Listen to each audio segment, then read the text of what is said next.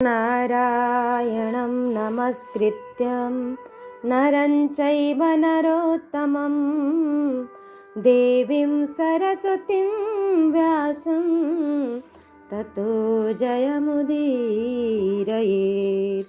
श्रीगणेशाय नमः, श्रीसरस्वत्यै नमः, श्रीवेदव्यासाय नमः। आज हम श्रवण करेंगे पंचविंशोध्याय। यहाँ श्रीमद् भगवद गीतायां प्रथमोध्याय। यहाँ श्रीमद् भगवत गीता का प्रथम अध्याय है। दोनों सेनाओं के प्रधान वीरों एवं शंखध्वनि का वर्णन तथा स्वजन वध के पाप से भयभीत हुए अर्जुन का विषाद। धृतराष्ट्र बोले कि धर्म क्षेत्रे कुरुक्षेत्रे समवेतायुयुत्सव मामका पांडवाश्चैव किमा कुर्वत संजय। कि हे संजय, धर्म भूमि कुरुक्षेत्र में एकत्र हुए युद्ध की इच्छा वाले मेरे और पांडु के पुत्रों ने क्या किया। तब संजय बोले कि दृष्ट्वा तु पांडवानीकं व्यूढ़ं दुर्योधनस्तदा आचार्यमुपसंगम्य राजा वचनमब्रवीत। कि उस समय राजा दुर्योधन ने व्यूह रचना युक्त पांडवों की सेना को देखकर और द्रोणाचार्य के पास जाकर यह वचन कहा कि हे आचार्य, आपके बुद्धिमान शिष्य द्रुपद पुत्र धृष्टद्युम्न द्वारा व्यूहाकार खड़ी की हुई पांडपुत्रों की इस बड़ी भारी सेना को देखिए। इस सेना में बड़े बड़े धनुषों वाले तथा युद्ध में भीम और अर्जुन के समान शूरवीर सात्यकी और विराट तथा महारथी राजा द्रुपद, धृष्टकेतु और चेकितान तथा बलवान काशीराज पुरोजित, कुंतीभोज और मनुष्यों में श्रेष्ठ शैब्य, पराक्रमी युधामन्यु तथा बलवान उत्तमौजा, सुभद्रा पुत्र अभिमन्यु एवं द्रौपदी के पांचों पुत्र, ये सभी महारथी हैं। हे ब्राह्मण श्रेष्ठ, अपने पक्ष में भी जो प्रधान हैं उनको आप समझ लीजिए। आपकी जानकारी के लिए मेरी सेना के जो सेनापति हैं उनको बतलाता हूँ। आप द्रोणाचार्य और पितामह भीष्म तथा कर्ण और संग्राम विजयी कृपाचार्य तथा वैसे ही अश्वत्थामा, विकर्ण और सोमदत्त का पुत्र भूरिश्रवा और भी मेरे लिए जीवन की आशा त्याग देने वाले बहुत से शूरवीर, अनेक प्रकार के शस्त्रास्त्रों से सुसज्जित और सब के सब युद्ध भूमि में चतुर हैं। भीष्म पितामह द्वारा रक्षित हमारी वह सेना सब प्रकार से अजेय है और भीष्म द्वारा रक्षित इन लोगों की यह सेना जीतने में सुगम है। इसलिए सब मोर्चों पर अपनी अपनी जगह स्थित रहते हुए आप लोग सभी निसंदेह भीष्म पितामह की ही सब ओर से रक्षा करें। तब कौरवों में वृद्ध बड़े प्रतापी पितामह भीष्म ने उस दुर्योधन के हृदय में हर्ष उत्पन्न करते हुए उच्च स्वर से सिंह की दहाड़ के समान गरज कर शंख बजाया। इसके पश्चात शंख और नगारे तथा ढोल, मृदंग और नरसिंगे आदि बाजे एक साथ ही बज उठे। उनका यह शब्द बड़ा भयंकर हुआ। इसके अनंतर सफेद घोड़ों से युक्त उत्तम रथ में बैठे हुए श्री कृष्ण महाराज और अर्जुन ने भी अलौकिक शंख बजाए। श्री कृष्ण महाराज ने पांचजन्य नामक, अर्जुन ने देवदत्त नामक और भयानक कर्म वाले भीमसेन ने पौंड्र नामक महाशंख बजाया। कुंती पुत्र राजा युधिष्ठिर ने अनंत विजय नामक और नकुल तथा सहदेव ने सुघोष और मणिपुष्पक नामक शंख बजाए। श्रेष्ठ धनुष वाले काशीराज और महारथी शिखंडी एवं धृष्टद्युम्न तथा राजा विराट और अजय सात्यकी, राजा द्रुपद एवं द्रौपदी के पांचों पुत्र और बड़ी भुजा वाले सुभद्रा पुत्र अभिमन्यु, इन सभी ने हे राजन सब ओर से अलग अलग शंख बजाए। और उस भयानक शब्द ने आकाश और पृथ्वी को पृथ्वी को भी गुजाते हुए धार्तराष्ट्रों के यानी आपके पक्ष बालों के हृदय विदीर्ण कर दिए। श्रेष्ठ धनुष वाले काशीराज और महारथी शिखंडी एवं धृष्टद्युम्न तथा राजा विराट और अजय सात्विकी राजा द्रुपद एवं द्रौपदी के 5 पुत्र और बड़े भुजा वाले सुभद्रा पुत्र अभिमन्यु, इन सभी ने, हे राजन, सब ओर से अलग अलग शंख बजाए। तब अर्जुन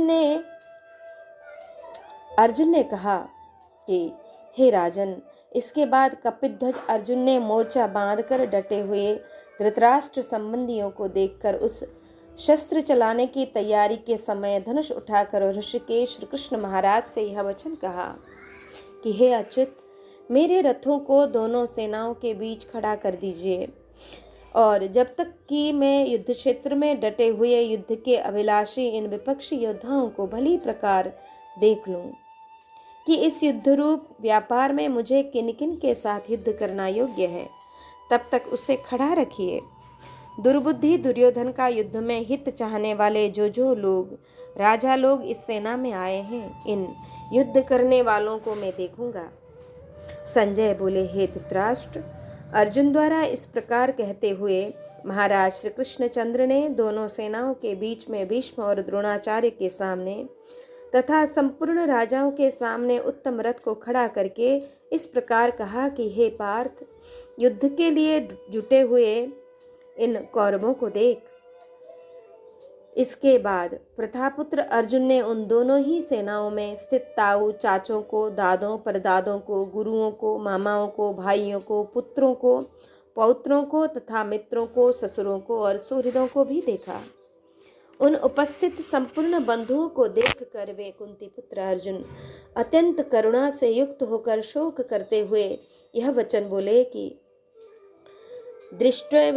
दृष्ट्वेवं स्वजनम कृष्ण युयुत्सुम समुपस्थितं सिद्धन्ति मम गात्राणि मुखं च परिशुष्यति बेपथुच्छ शरीरे में रोम हर्षश्च जायते। हे कृष्ण, युद्ध क्षेत्र में डटे हुए युद्ध के अभिलाषी इन स्वजन समुदाय को देखकर मेरे अंग शिथिल हुए जा रहे हैं और मुख सूखा जा रहा है तथा मेरे शरीर में कंप एवं रोमांच हो रहा है। हाथ से गांडीव धनुष गिर रहा है और त्वचा भी बहुत जल रही है तथा मेरा मन भ्रमित सा हो रहा है, इसलिए मैं खड़ा रहने को भी समर्थ नहीं हूँ। हे केशव, मैं लक्षणों को भी विपरीत ही देख रहा हूँ तथा युद्ध में स्वजन समुदाय को मारकर कल्याण भी नहीं देखता। हे कृष्ण, न तो मैं विजय चाहता हूँ और न राज्य तथा सुखों को ही। हे गोविंद, हमें ऐसे राज्य से क्या ही प्रयोजन अथवा ऐसे भोगों से और जीवन से भी क्या लाभ है।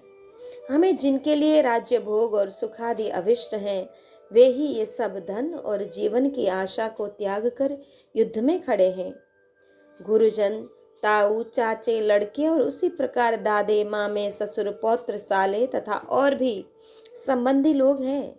हे मधुसूदन, मुझे मारने पर भी अथवा तीनों लोकों के राज्य के लिए भी मैं इन सब को मारना नहीं चाहता, फिर पृथ्वी के लिए तो कहना ही क्या है। हे जनार्दन, धृतराष्ट्र के पुत्रों को मारकर हमें क्या प्रसन्नता होगी। इन आतताइयों को मारकर तो हमें पाप ही लगेगा। अतएव हे माधव, अपने ही बांधव धृतराष्ट्र के पुत्रों को मारने के लिए हम योग्य नहीं हैं, क्योंकि अपने ही कुटुंब को मारकर हम कैसे सुखी होंगे। यद्यपि लोभ से भ्रष्ट चित्त हुए ये लोग कुल के नाश से उत्पन्न दोष को और मित्रों से विरोध करने में पाप को नहीं देखते, तो भी है जनार्दन, कुल के नाश से उत्पन्न दोष को जानने वाले हम लोगों को इस पाप से हटने के लिए क्यों नहीं विचार करना चाहिए।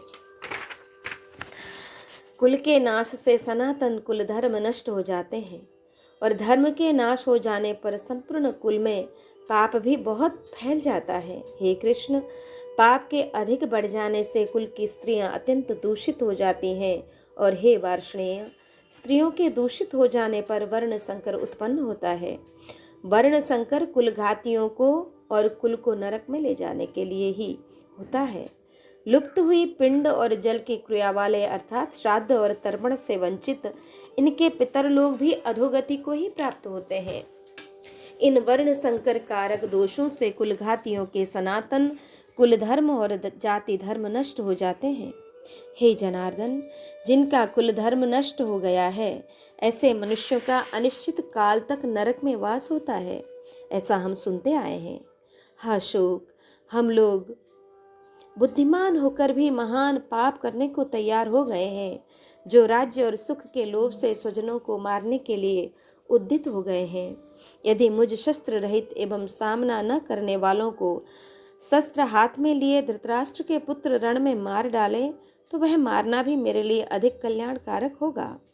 संजय बोले, रणभूमि में शोक से उद्विग्न मन वाला अर्जुन इस प्रकार कहकर बाण सहित धनुष को त्याग कर रथ के पिछले भाग में बैठ गया।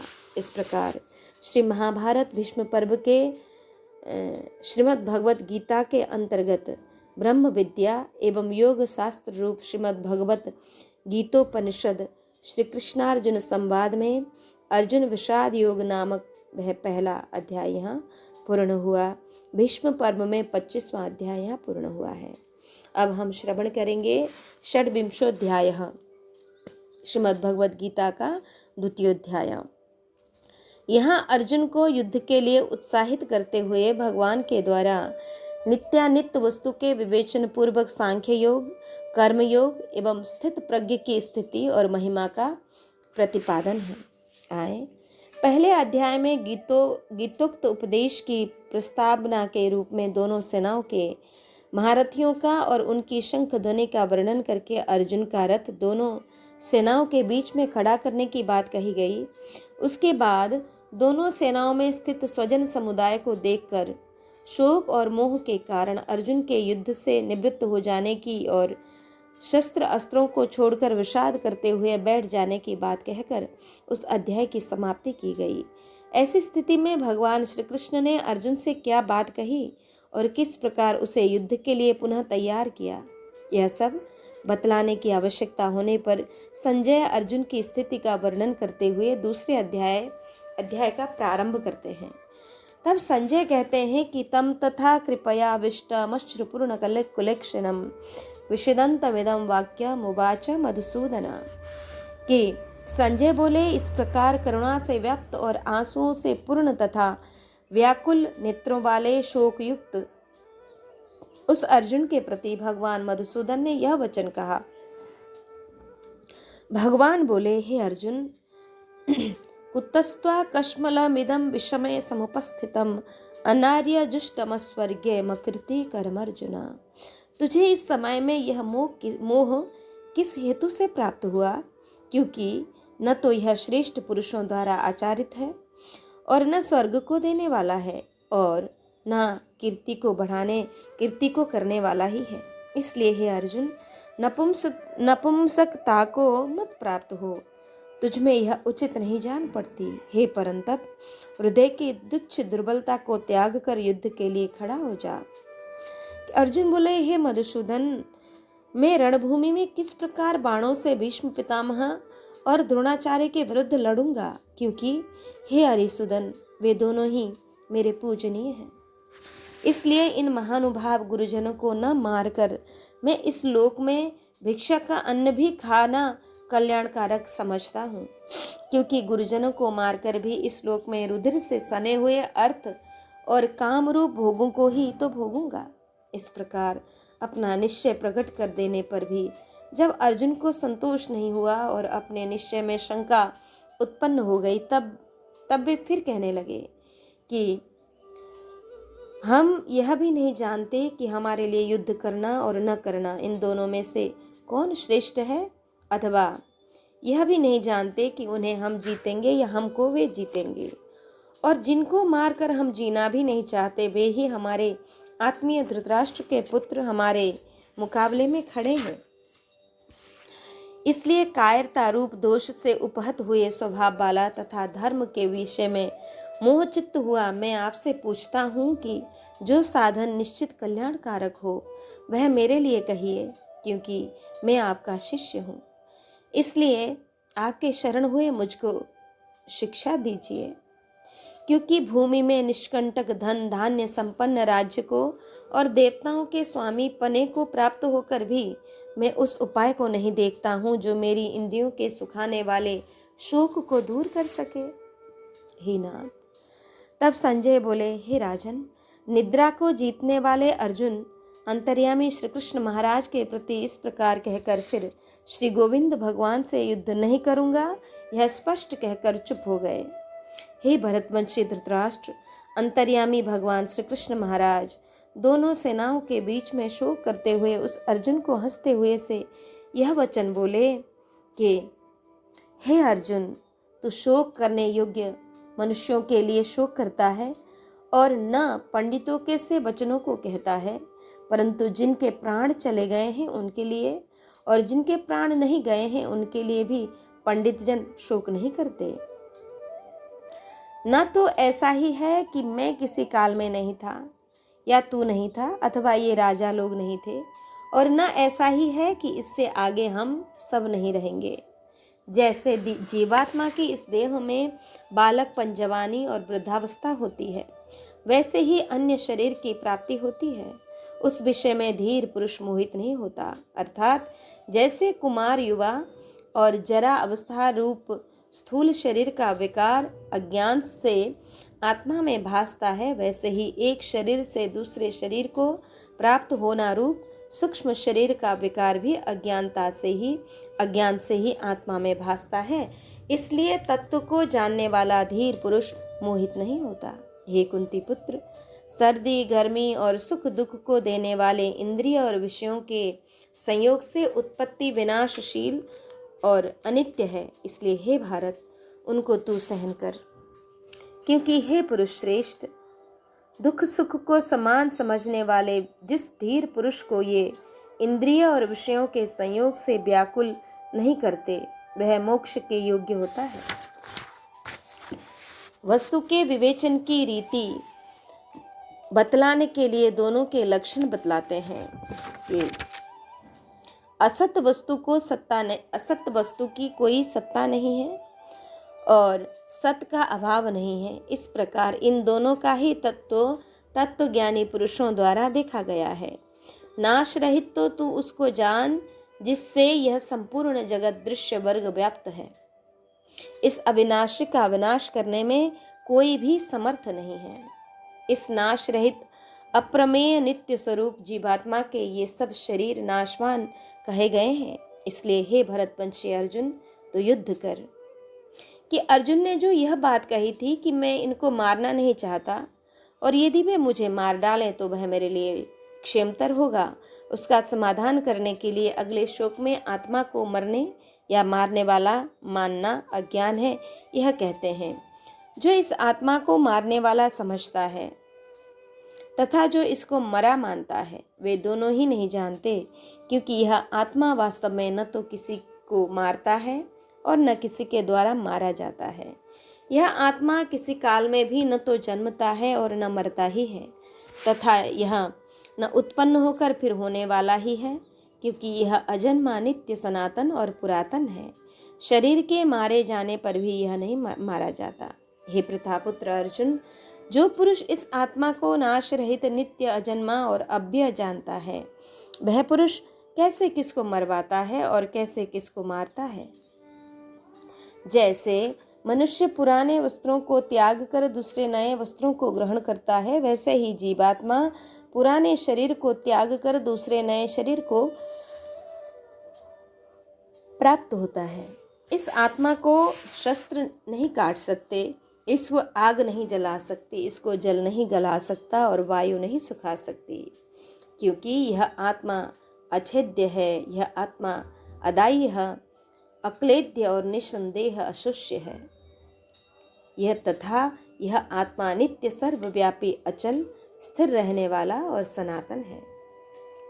यह आत्मा अव्यक्त है, यह आत्मा अचिंत्य है और यह आत्मा विकार रहित कहा जाता है। इससे हे अर्जुन, इस आत्मा को उपर्युक्त प्रकार से जानकर तू शोक करने के योग्य नहीं है, अर्थात तुझे शोक नहीं करना चाहिए, तुझे शोक करना उचित नहीं है, किंतु यदि तू इस आत्मा को सदा जन्मने वाला तथा सदा मरने वाला माने तो भी हे महाबाहो, तो इस प्रकार शोक करने के योग्य नहीं है, क्योंकि इस मान्यता के अनुसार जन्मे हुए की मृत्यु निश्चित है और मरे हुए का जन्म निश्चित है।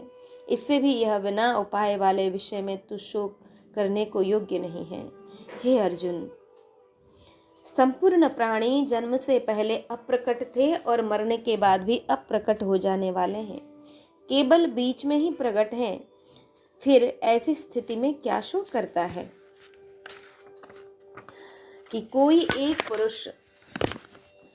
एक महापुरुष ही इस आत्मा को आश्चर्य की भांति देखता है कि जैसे मनुष्य लौकिक दृश्य वस्तुओं को मन, बुद्धि और इंद्रियों के द्वारा इदम बुद्धि से देखता है। आत्मदर्शन वैसा नहीं है। आत्मा का देखना अद्भुत और अलौकिक है। जब एकमात्र चेतन आत्मा से भिन्न किसी की सत्ता ही नहीं रहती, उस समय आत्मा स्वयं अपने द्वारा ही अपने को देखता है। उस दर्शन में दृष्टा, दृश्य और दर्शन की त्रिपुट नहीं रहती, इसलिए वह देखना आश्चर्य की बात ही है कि और वैसे ही दूसरा कोई महापुरुष इसके तत्व का आश्चर्य की भांति वर्णन करता है तथा दूसरा कोई अधिकारी पुरुष ही इसे आश्चर्य की भांति सुनता है और कोई तो सुनकर भी इसको नहीं जानता है। हे अर्जुन, यह आत्मा सबके शरीर में सदा ही अवध्य है। इसका कारण संपूर्ण प्राणियों के लिए तू शोक करने के योग्य नहीं कि तथा अपने धर्म को देखकर भी तू भय करने योग्य नहीं है। यानी तुझे भय नहीं करना चाहिए, क्योंकि क्षत्रियों के लिए धर्मयुक्त युद्ध से बढ़कर दूसरा कोई कल्याणकारी कर्तव्य नहीं है। हे पार्थ, अपने आप प्राप्त हुए और खुले हुए स्वर्ग के द्वार रूप इस प्रकार के युद्ध को भाग्यवान क्षत्रिय लोग ही पाते हैं। किंतु यदि तू इस धर्मयुक्त युद्ध को नहीं करेगा तो स्वधर्म और कीर्ति को खोकर पाप को प्राप्त होगा तथा सब लोग तेरी बहुत काल तक रहने वाली अपकीर्ति का भी कथन करेंगे और माननीय पुरुषों के लिए अपकीर्ति मरण से भी बढ़कर है। और जिनकी दृष्टि में तू पहले बहुत सम्मानित होकर अब लघुता को प्राप्त होगा, वे महारथी लोग तुझे भय के कारण युद्ध से हटा हुआ मानेंगे। तेरे बैरी लोग तेरे सामर्थ्य की निंदा करते हुए तुझे बहुत से न कहने योग्य वचन भी कहेंगे। उससे अधिक दुख और क्या होगा? या तो तू युद्ध में मारा जाकर स्वर्ग को प्राप्त होगा अथवा संग्राम में जीतकर पृथ्वी का राज्य भोगेगा। इस कारण हे अर्जुन, तू युद्ध के लिए निश्चय करके खड़ा हो जा। जय पराजय, लाभ हानि और सुख दुख को समान समझकर उसके बाद युद्ध के लिए तैयार हो जा।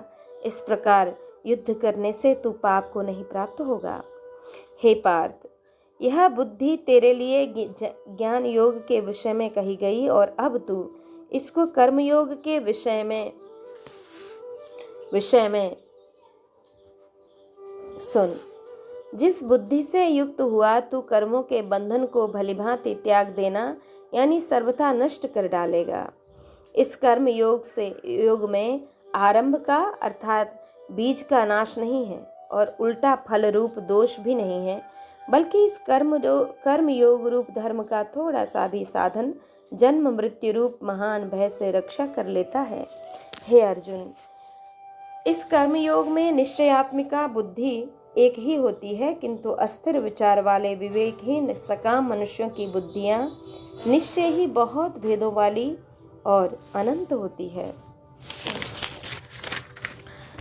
हे अर्जुन, जो भोगों में तन्मय हो रहे हैं, जो कर्म फल के प्रशंसक वेद वाक्यों में ही प्रीति रखते हैं, जिनकी बुद्धि में स्वर्ग ही परम प्राप्य वस्तु है और जो स्वर्ग से बढ़कर दूसरी कोई वस्तु ही नहीं है, ऐसा कहने वाले हैं, वे अविवेकी जन इस प्रकार की जिस पुष्पित यानी दिखाऊ शोभायुक्त वाणी को कहा करते हैं, जो कि जन्मरूप कर्मफल देने वाली एवं भोग तथा ऐश्वर्य की प्राप्ति के लिए नाना प्रकार की बहुत सी क्रियाओं का वर्णन करने वाली हैं।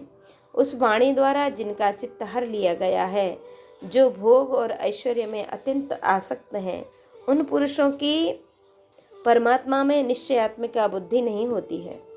हे अर्जुन, वेद उपर्युक्त प्रकार से तीनों गुणों के कार्य रूप समस्त भोगों एवं उनके साधनों का प्रतिपादन करने वाले हैं। इसलिए तू उन भोगों एवं उनके साधनों में आसक्तिहीन, हर्ष शोकादि द्वंद्वों से रहित, नित्य वस्तु परमात्मा में स्थित, योगक्षेम को न चाहने वाला और स्वाधीन अंतःकरण वाला हो। सब ओर से परिपूर्ण जलाशय के प्राप्त हो जाने पर छोटे जलाशय में मनुष्य का जितना प्रयोजन रहता है, ब्रह्म को तत्व से जानने वाला ब्राह्मण का समस्त वेदों में उतना ही प्रयोजन रह जाता है। तेरा कर्म करने में ही अधिकार है, उसके फल में कभी नहीं। इसलिए तू कर्मों के फल का हेतु मत हो तथा तेरी कर्म न करने में ही आसक्ति न हो। हे धनंजय, तू आसक्ति को त्याग कर तथा सिद्धि और असिद्धि में समान बुद्धि वाला होकर योग में स्थित हुआ कर्तव्य कर्मों को कर। समत्व ही योग कहलाता है। इस समत्व रूप बुद्धि योग से सकाम कर्म अत्यंत ही निम्न श्रेणी का है।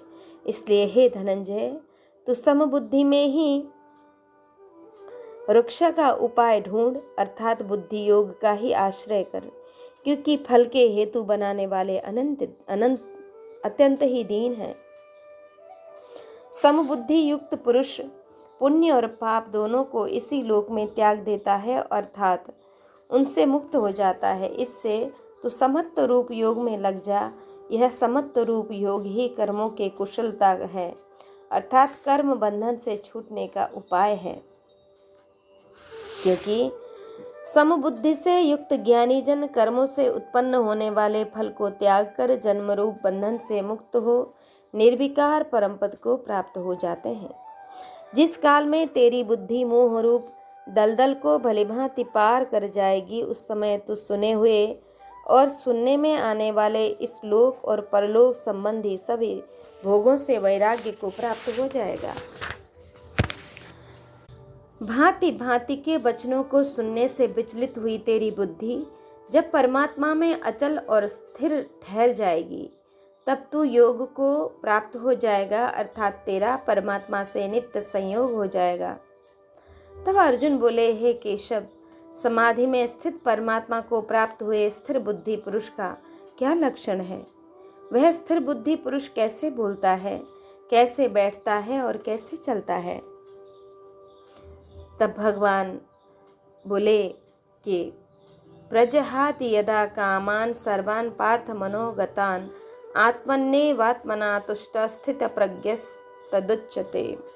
कि हे अर्जुन, जिस काल में यह पुरुष मन में स्थित संपूर्ण कामनाओं को भलीभांति त्याग देता है और आत्मा से आत्मा में ही संतुष्ट रहता है, उस काल में वह स्थित प्रज्ञ कहा जाता है। दुखों की प्राप्ति होने पर जिसके मन में उद्वेग नहीं होता, सुखों की प्राप्ति में जो सर्वथा निष्प्रिय है तथा जिसके राग, भय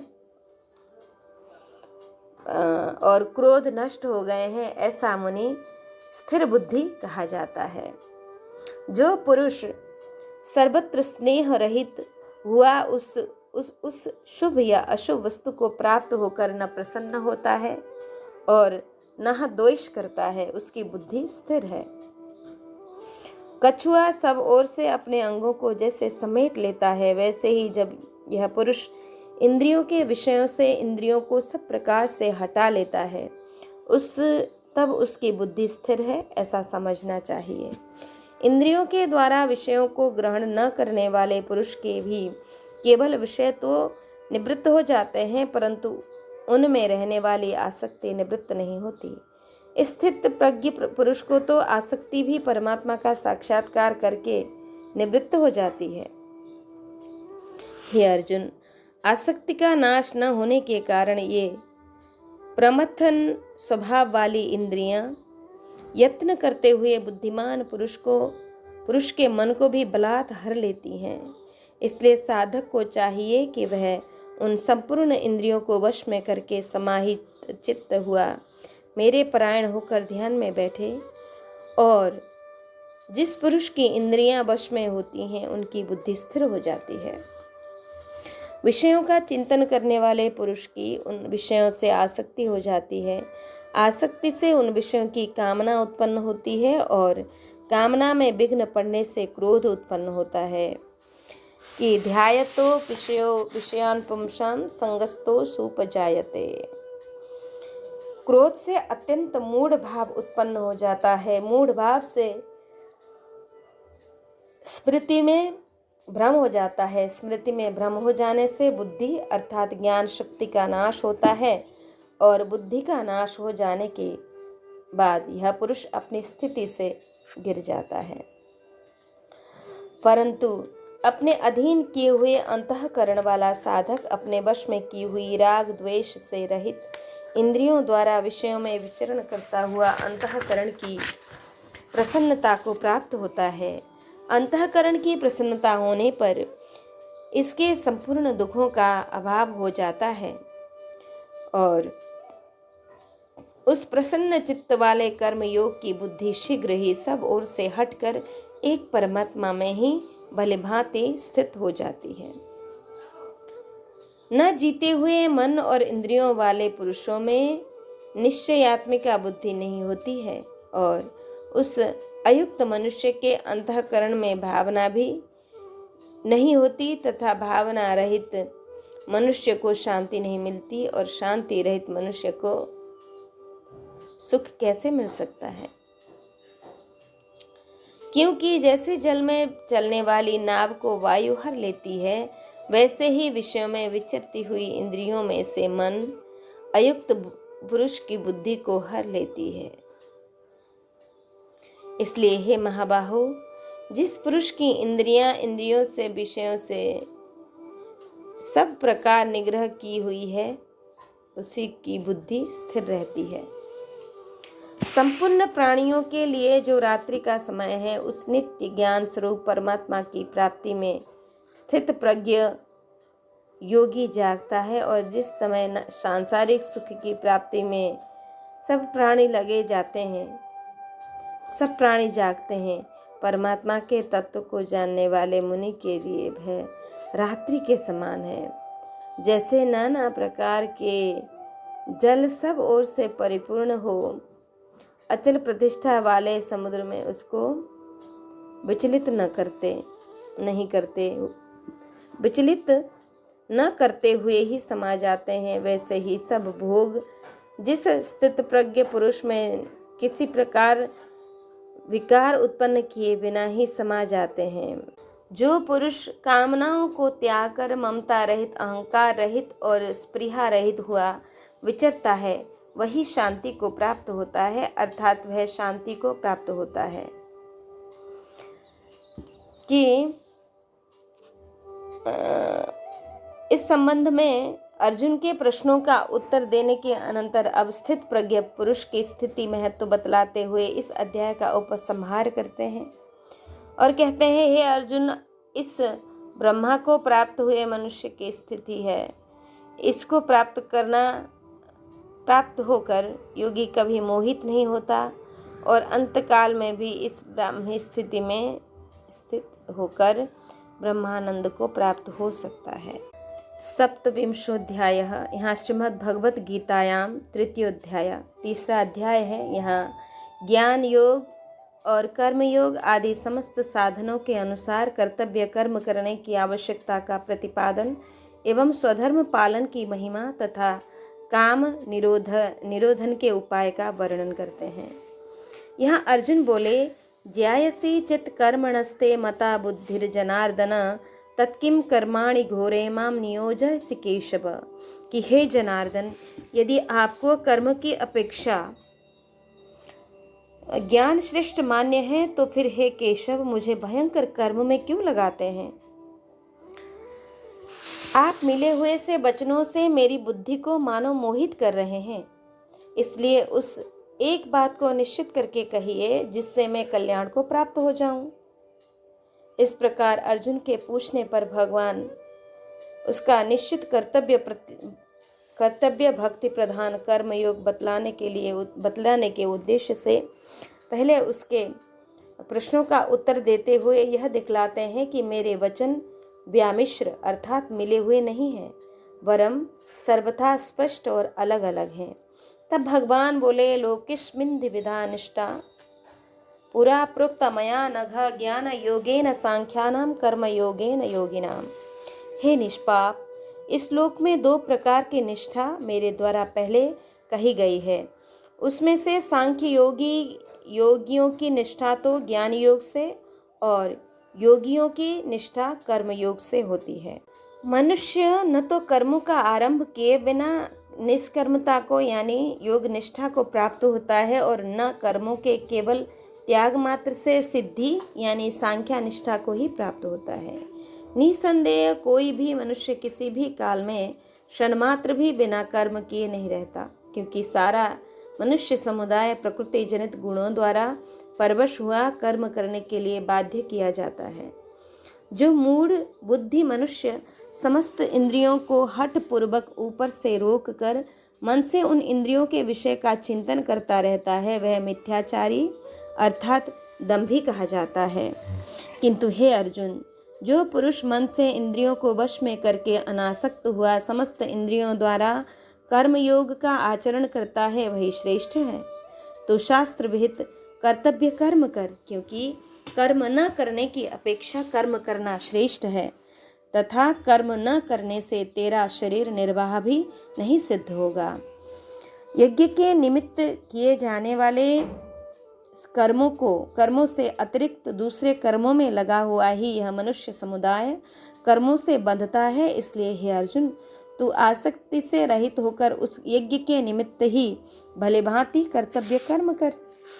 प्रजापति ब्रह्मा ने कल्प के आदि में यज्ञ सहित प्रजाओं को रचकर उनसे कहा कि तुम लोग इस यज्ञ के द्वारा वृद्धि को प्राप्त हो, और यह यज्ञ तुम लोगों को इच्छित भोग प्रदान करने वाला हो।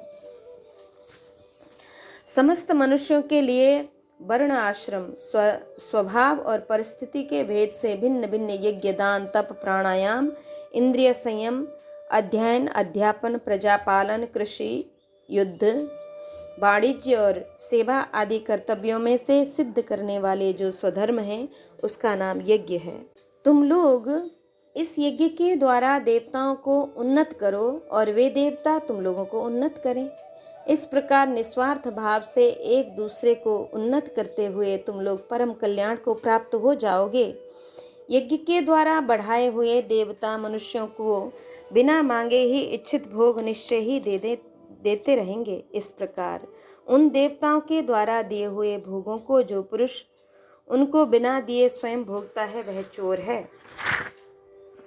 यज्ञ से बचे हुए अन्न को खाने वाले श्रेष्ठ पुरुष सब पापों से मुक्त हो जाते हैं, और जो पापी लोग अपना शरीर पोषण करने के लिए ही अन्न पकाते हैं वे तो पाप को ही खाते हैं।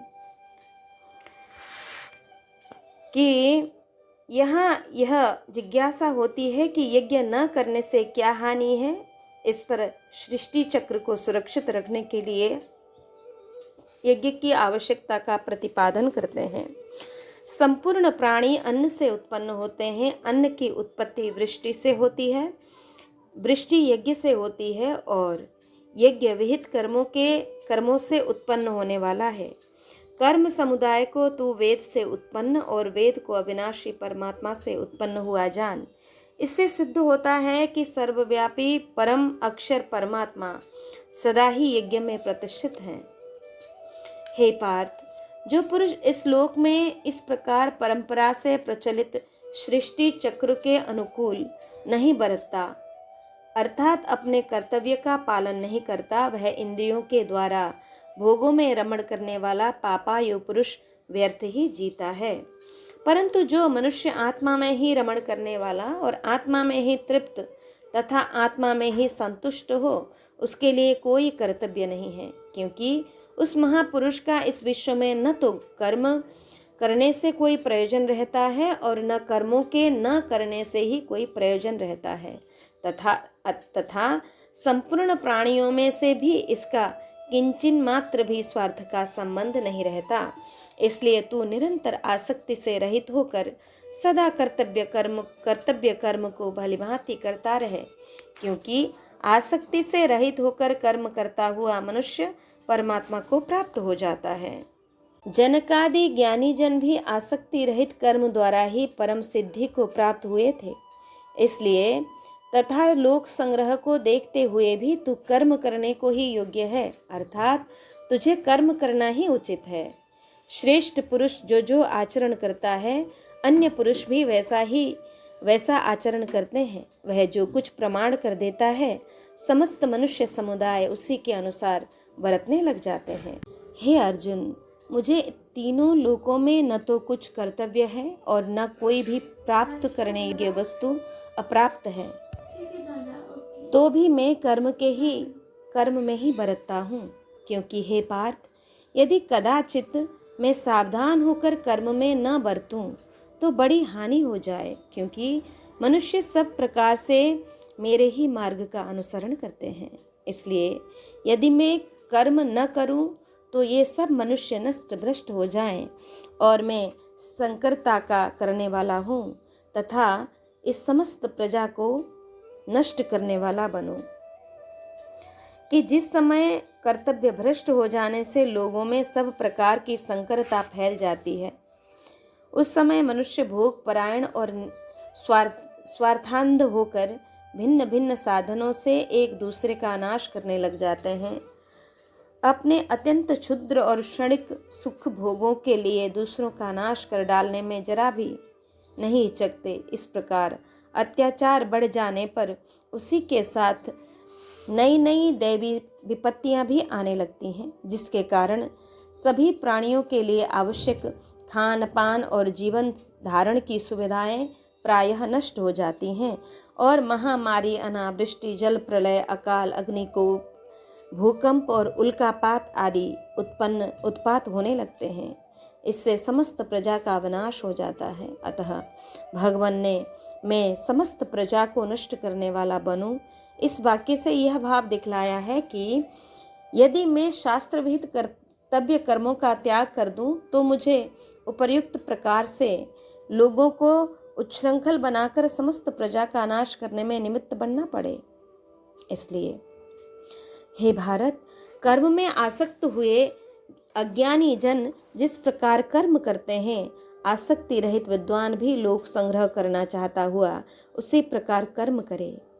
परमात्मा के स्वरूप में अटल स्थित हुए ज्ञानी पुरुष को चाहिए कि वह शास्त्र विहित कर्मों में आसक्ति वाले अज्ञानियों की बुद्धि में भ्रम अर्थात कर्मों में अश्रद्धा उत्पन्न न करे, क्योंकि स्वयं शास्त्र विहित समस्त कर्म भलीभांति करता हुआ उनसे भी वैसे ही करवावे। न बुद्धि भेदम जनयेद ज्ञानाम कर्म संगिनाम जोशयत सर्व कर्माणि विद्वान युक्त समाचरण। वास्तव में संपूर्ण कर्म सब प्रकार से प्रकृति के गुणों द्वारा किए जाते हैं, तो भी जिसका अंतःकरण अहंकार से मोहित हो रहा है, ऐसा अज्ञानी मैं करता हूँ ऐसा मानता है। परंतु हे महाबाहो, गुण विभाग और कर्म विभाग के तत्व को जानने वाला ज्ञान योगी संपूर्ण गुण ही गुणों में बरत रहे हैं, ऐसा समझकर उनमें आसक्त नहीं होता। कि त्रिगुणात्मक माया के कार्य रूप 5 महाभूत और मन, बुद्धि, अहंकार तथा 5 ज्ञानेंद्रिय, 5 कर्मेंद्रियां और शब्दादि 5 विषय, इन सब के समुदाय का नाम गुण विभाग है और इनकी परस्पर चेष्टाओं का नाम कर्म विभाग है। इन गुण विभाग और कर्म विभाग से आत्मा को पृथक अर्थात निर्लेप जानना ही इसका तत्व जानना है। प्रकृति के गुणों से अत्यंत मोहित हुए मनुष्य गुणों में और कर्मों में आसक्त रहते हैं। उन पूर्णतया न समझने वाले मंद बुद्धि अज्ञानियों को पूर्णतया जानने वाला ज्ञानी विचलित न करे कि मयि सर्वाणि कर्माणि संन्यस्याध्यात्मचेतसा निराश्र निर्ममो भूत्वा युद्धस्व विगतज्वरः। कि मुझ अंतर्यामी परमात्मा में लगे हुए चित्त द्वारा संपूर्ण कर्मों को मुझ में अर्पण करके आशा रहित, ममता रहित और संताप रहित होकर युद्ध कर। जो कोई मनुष्य दोष दृष्टि से रहित और श्रद्धायुक्त होकर मेरे इस मत का सदा अनुसरण करते हैं, वे भी संपूर्ण कर्मों से छूट जाते हैं। परंतु जो मनुष्य मुझ में दोषारोपण करते हुए मेरे इस मत के अनुसार नहीं चलते हैं, उन मूर्खों को तू संपूर्ण ज्ञानियों में मोहित और नष्ट हुए ही समझ।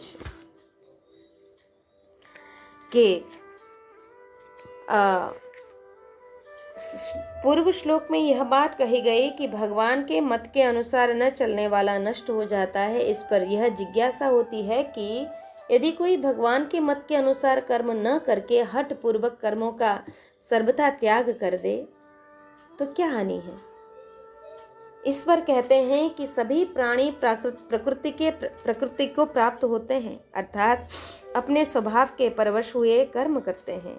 ज्ञानवान भी अपनी प्रकृति के अनुसार चेष्टा करता है, फिर इसमें किसी का हठ क्या करेगा। इस प्रकार सबको प्रकृति के अनुसार कर्म करने पड़ते हैं।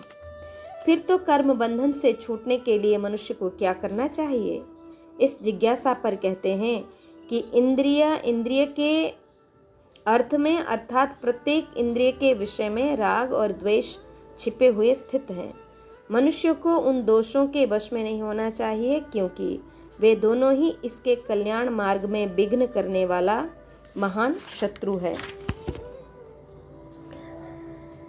यहाँ अर्जुन के मन में यह बात आ सकती है कि मैं यह युद्ध रूप घोर कर्म न करके यदि भिक्षावृत्ति से अपना निर्वाह करता हुआ शांतिमय कर्म में लगा रहूं तो सहज ही राग द्वेष से छूट सकता हूँ। फिर आप मुझे युद्ध करने के लिए आज्ञा क्यों दे रहे हैं। इस पर भगवान कहते हैं कि श्रेयान स्वधर्म विगुण परधर्मान स्वनुष्ठिता स्वधर्मो निधनम श्रेय परधर्मो भयावह, कि अच्छी प्रकार आचरण में लाए हुए दूसरे के धर्म से गुण रहित भी अपना धर्म अति उत्तम है। अपने धर्म में तो मरना भी कल्याणकारक है और दूसरे के धर्म भय को देने वाले हैं। कि मनुष्य का स्वधर्म पालन करने में ही कल्याण है, पर धर्म का सेवन और निषिद्ध कर्मों का आचरण करने में सब प्रकार से हानि है। इस बात को भलीभांति समझ लेने के बाद भी मनुष्य अपने इच्छा, विचार और धर्म के विरुद्ध पापाचार में किस कारण प्रवृत्त हो जाते हैं, इस बात को जानने की इच्छा से अर्जुन पूछते हैं कि अथ केनम प्रयुक्तोयम पापम चरति पुरुषः अनिच्छन्नपि वाष्णेय बलादिव नियोजितः। हे कृष्ण, फिर तो यह मनुष्य स्वयं न चाहता हुआ भी बलात् लगाए हुए की भांति किससे प्रेरित होकर पाप का आचरण करता है। श्री भगवान बोले, रजोगुण से उत्पन्न हुआ यह काम ही क्रोध है।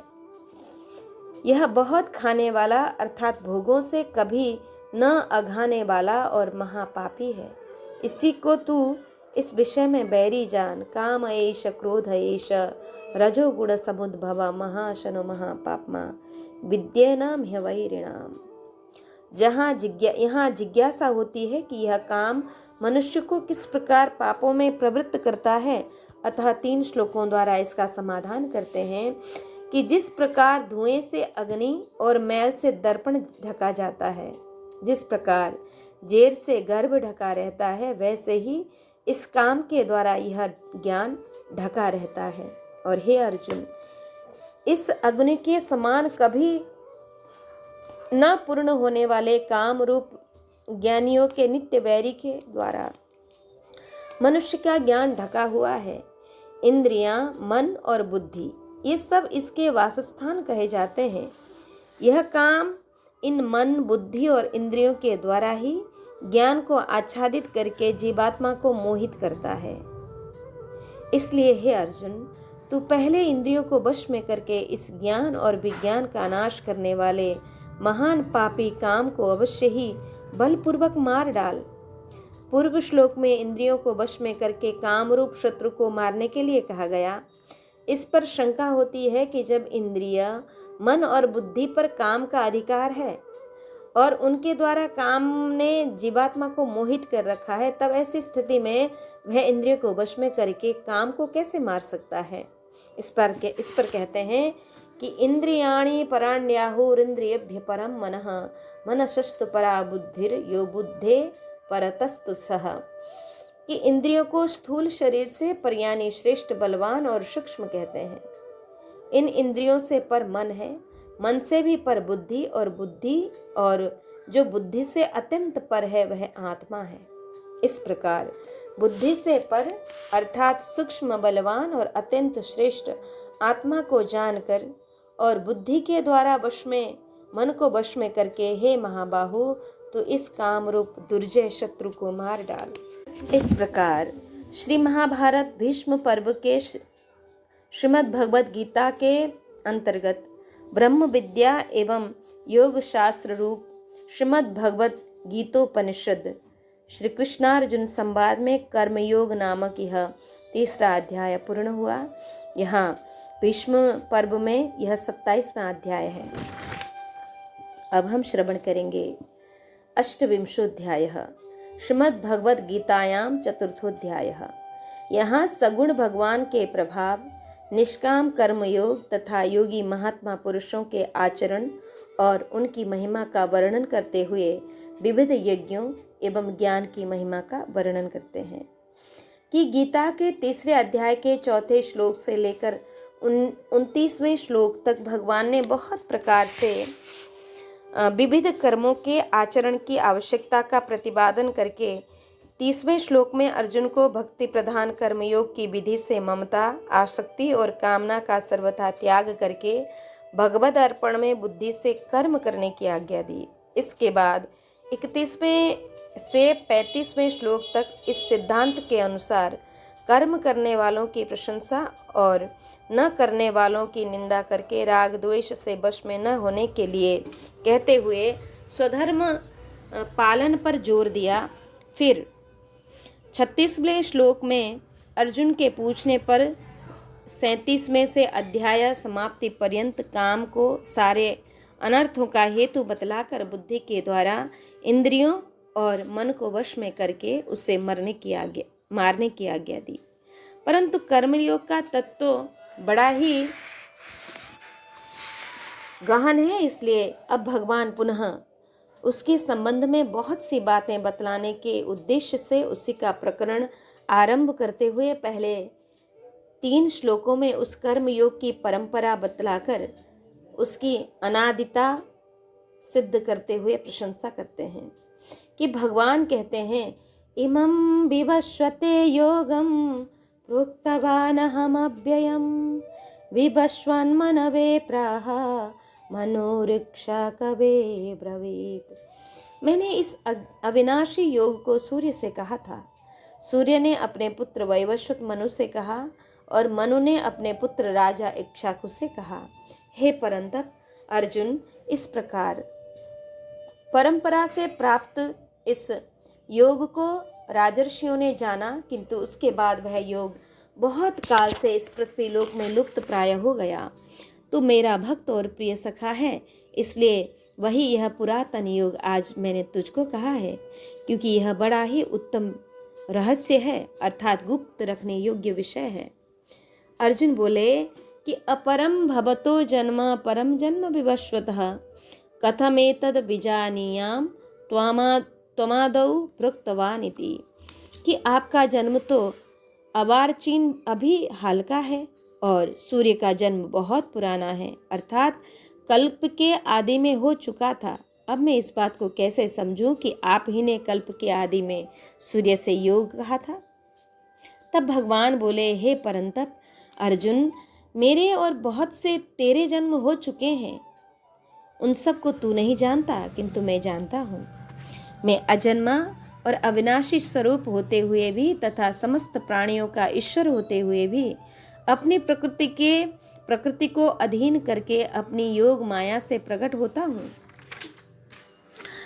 अपने अवतार के अवसर, हेतु और उद्देश्य बतलाते हैं कि हे भारत, जब जब धर्म की हानि और अधर्म की वृद्धि होती है तब मैं अपने रूप को रचता हूँ, अर्थात साकार रूप से लोगों के सन्मुख प्रकट होता हूँ। साधु पुरुषों द्वारा साधु पुरुषों का उद्धार करने के लिए, पाप कर्म करने वालों का विनाश करने के लिए और धर्म की अच्छी तरह से स्थापना करने के लिए मैं युग युग में प्रकट हुआ करता हूँ। हे अर्जुन, मेरे जन्म और कर्म दिव्य अर्थात निर्मल और अलौकिक हैं। इस प्रकार जो मनुष्य तत्व से जान लेता है वह शरीर को त्याग कर फिर जन्म को प्राप्त नहीं होता, किंतु मुझे ही प्राप्त होता है। पहले भी जिनके राग, भय और क्रोध सर्वथा नष्ट हो गए हैं और जो मुझ में अनन्य प्रेम पूर्वक स्थित रहते थे, ऐसे मेरे आश्रित रहने वाले बहुत से भक्त उपर्युक्त ज्ञान रूप तप से पवित्र होकर मेरे स्वरूप को प्राप्त हो चुके हैं। हे अर्जुन, जो भक्त मुझे जिस प्रकार भजते हैं मैं भी उनको उसी प्रकार भजता हूँ, क्योंकि सभी मनुष्य सब प्रकार से मेरे ही मार्ग का अनुसरण करते हैं। यदि यह बात है तो फिर लोग भगवान को न भजकर अन्य देवताओं की उपासना क्यों करते हैं? इस पर कहते हैं कि इस मनुष्य लोक में कर्मों के फल को चाहने वाले लोग देवताओं का पूजन किया करते हैं, क्योंकि उनको कर्मों से उत्पन्न होने वाली सिद्धि शीघ्र मिल जाती है।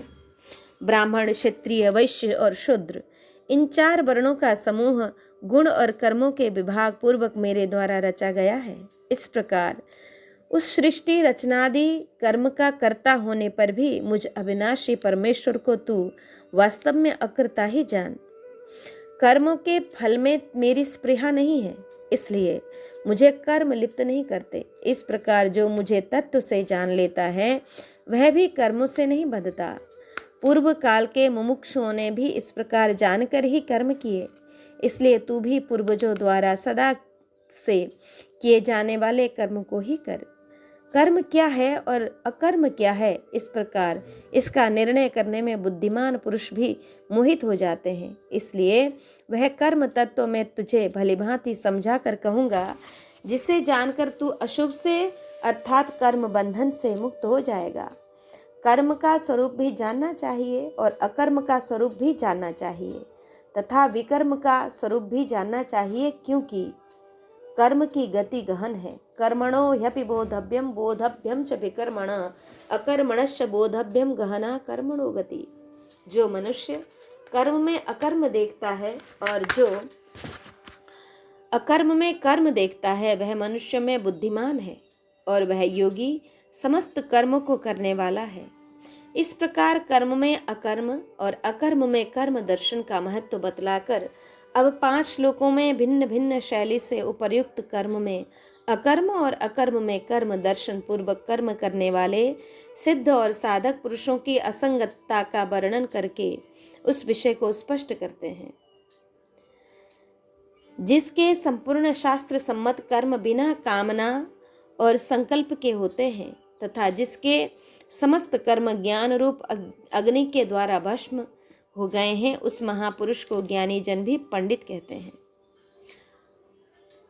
जो पुरुष समस्त कर्मों में और उनके फलों में आसक्ति का सर्वथा त्याग करके संसार के आश्रय से रहित हो गया है और परमात्मा में नित्य तृप्त है, वह कर्मों में भलीभांति बरतता हुआ भी वास्तव में कुछ भी नहीं करता। कि जिसका अंतःकरण और इंद्रियों के सहित शरीर जीता हुआ है और जिसने समस्त भोगों की सामग्री का परित्याग कर दिया है, ऐसे आशा रहित पुरुष केवल शरीर संबंधी कर्म करता हुआ भी पाप को नहीं प्राप्त होता।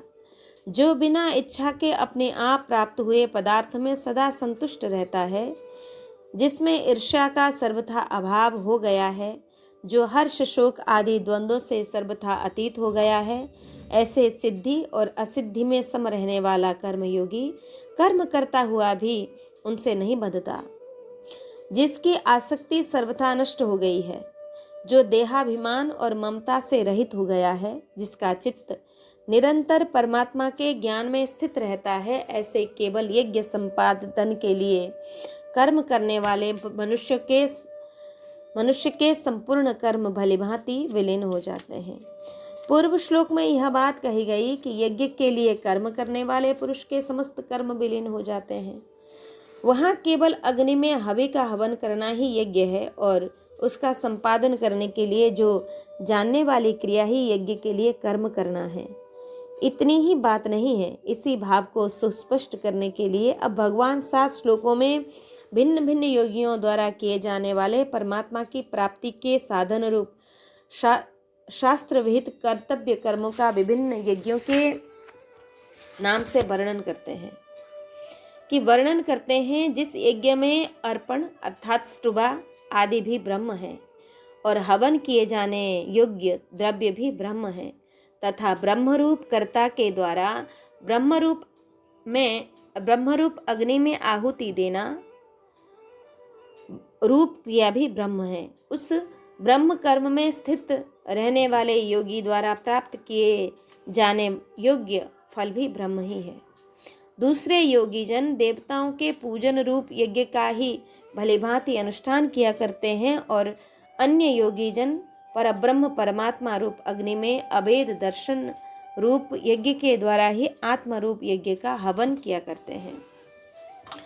अन्य योगी जन श्रोत्र आदि समस्त इंद्रियों को संयम रूप अग्नियों में हवन किया करते हैं और दूसरे योगी लोग शब्दादि समस्त विषयों को इंद्रिय रूप अग्नियों में हवन किया करते हैं।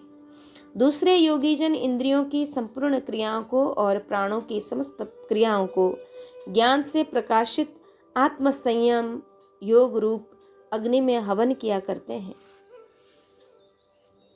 कई पुरुष द्रव्य संबंधी यज्ञ करने वाले हैं, कितने ही तपस्या रूप यज्ञ करने वाले हैं तथा दूसरे कितने ही योग रूप यज्ञ करने वाले हैं और कितने ही अहिंसादि तीक्ष्ण व्रतों से युक्त यत्नशील पुरुष स्वाध्याय रूप ज्ञान यज्ञ करने वाले हैं। दूसरे कितने ही योगी जन अपान वायु में प्राणवायु को हवन करते हैं, वैसे ही अन्य योगी जन प्राणवायु में अपान वायु को हवन करते हैं तथा अन्य कितने ही नियमित आहार करने वाले प्राणायाम परायण पुरुष प्राण और अपान की गति को रोककर प्राणों को प्राणों में ही हवन किया करते हैं। ये सभी साधक यज्ञों द्वारा पापों का नाश कर देने वाले और यज्ञों को जानने वाले हैं। इस प्रकार यज्ञ करने वाले साधकों की प्रशंसा करके अब उन यज्ञों को करने से होने वाले लाभ और न करने से होने वाली हानि दिखलाकर भगवान उपर्युक्त प्रकार से यज्ञ करने की आवश्यकता का प्रतिपादन करते हैं। हे कुरुश्रेष्ठ अर्जुन, यज्ञ से बचे हुए अमृत का अनुभव करने वाले योगी जन सनातन परब्रह्म परमात्मा को प्राप्त होते हैं और यज्ञ न करने वाले पुरुषों के लिए तो यह मनुष्य लोक भी सुखदायक नहीं है, फिर परलोक कैसे सुखदायक हो सकता है। 16वें श्लोक में भगवान ने यह बात कही थी कि मैं तुम्हें सब वह कर्तव्य तत्व बतलाऊंगा जिससे जानकर तुम अशुभ से मुक्त हो जाओगे। उस प्रतिज्ञा के अनुसार 18वें श्लोक में यहाँ तक उस कर्म तत्व का वर्णन करके अब उसका उपसंहार करते हैं।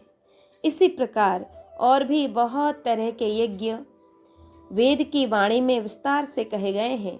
उन सब को तू मन इंद्रिय और शरीर की क्रिया द्वारा संपन्न होने वाले जान। इस प्रकार तत्व से जानकर उनके अनुष्ठान द्वारा तू कर्म बंधन से सर्वथा मुक्त हो जाएगा। यहाँ यह जिज्ञासा होती है कि उन यज्ञों में से कौन सा यज्ञ श्रेष्ठ है। इस पर भगवान कहते हैं, हे परंतप अर्जुन, द्रव्यमय यज्ञ की अपेक्षा ज्ञान यज्ञ अत्यंत श्रेष्ठ है तथा यावन मात्र संपूर्ण कर्म ज्ञान में समाप्त हो जाते हैं।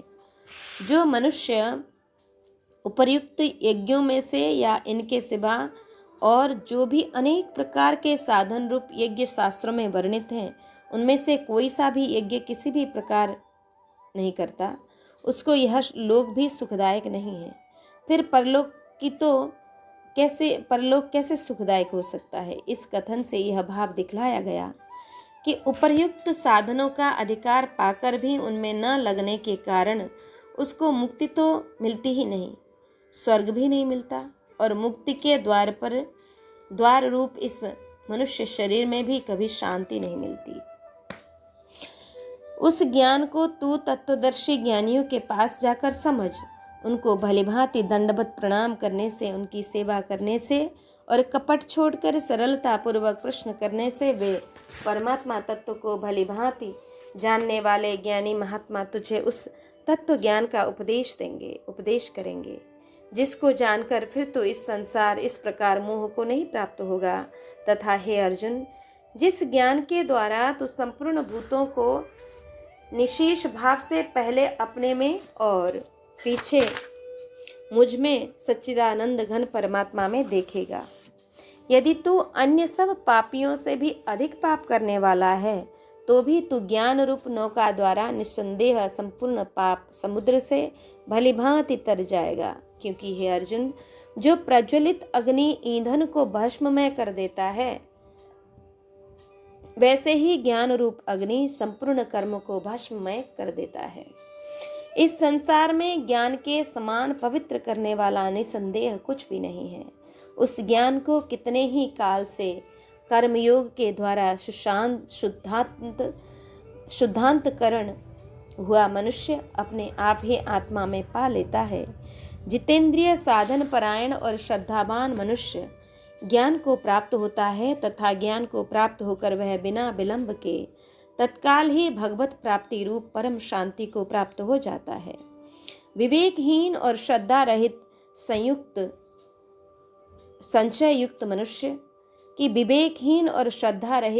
संशय युक्त मनुष्य परमार्थ से अवश्य भ्रष्ट हो जाते हैं। ऐसे संशय युक्त मनुष्य के लिए न यह लोक है, न परलोक है, न सुख ही है। किंतु हे धनंजय, जिसने कर्मयोग की विधि से समस्त कर्मों का परमात्मा में अर्पण कर दिया है और जिसने विवेक द्वारा समस्त संशयों का नाश कर दिया है, ऐसे वश में किए हुए अंतःकरण वाले पुरुष को कर्म नहीं बांधते।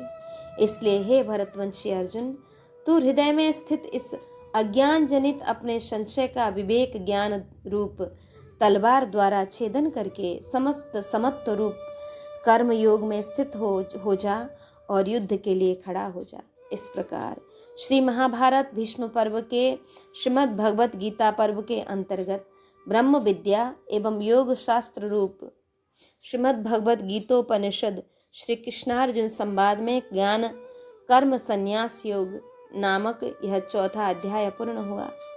भीष्म पर्व में यह 28वां अध्याय पूरा हुआ है। अतः आज श्री ठाकुर जी के चरण कमल में आज के पारायण को अर्पित करके यहाँ हम विश्राम लेंगे।